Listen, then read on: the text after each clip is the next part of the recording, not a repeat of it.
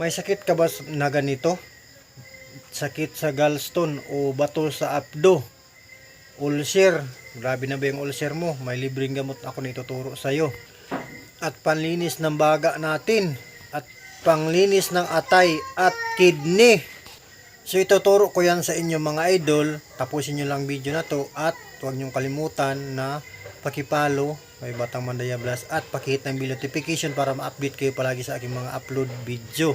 At huwag niyong kalimutan na pakishare para maraming makaalam na may sakit na ganito at para makatulong din tayo sa iba. At huwag kalimutan na mag-comment din tayo dyan mga idol sa comment section para makilala ko kayo at makareply ako sa inyo. At tara, umpisahan na natin mga idol. So una mga idol, kuha muna tayo ng napakaraming sagbong o sambong o gabon. So kuha muna tayo ng damihan natin mga idol.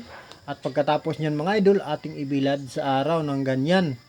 At yan na nga mga idol, oh, tuyo na siya.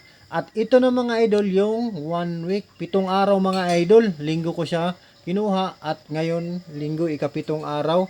At pagkatapos nyan, ito na mga idol, dapat crispy natin siyang dikdikin, ang ganyan. Dikdikin natin siya mga idol ng pinong-pino. Yan. Pwede natin ito, pwede ito mga idol kung may pambili kayo ng capsule, pwede ninyo ipasok ito sa capsule. Dikdikin muna, pagkatapos na madikdik ng pinong-pino, ay ipasok sa capsule. At pwede nyo na inumin ng tatlong beses sa isang araw. So yun, pero kung wala tayong mga idol, ako kagaya ko walang pambili ng capsule, so ganito yung gagawin ko, sundan mo lang ako mga idol.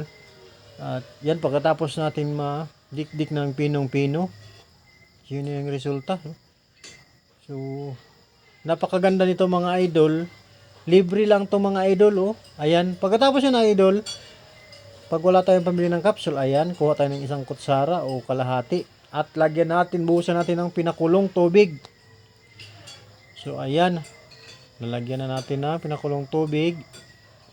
At yan, so kutil natin, tapos andyan na. Pwede ating takluban muna mga idol or sakluban.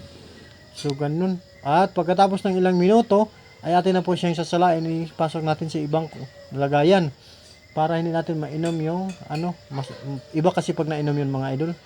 So ayan na nga siya mga idol. Ganito lang, iinumin lang natin to ng umaga, tanghali at hapunan o yung matutulog na. So mas maganda mga idol para sa akin, mas una tong inumin natin wala pang kain. Yung wala pang kain mga idol, para mas mabisa siya bago 30 minutes bago kumain mga idol. At kung nakalimutan mo kang uminom mga idol, pwede 1 oras makalipas kang kumain, uminom ka. Ganun lang mga idol, salamat.